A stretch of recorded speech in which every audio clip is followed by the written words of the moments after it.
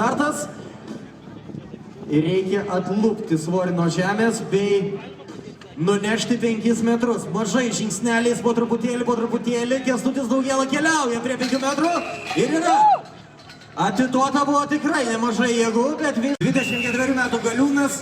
Teisėjo švilpukas aidi būtent jam. Na ir 420 kg.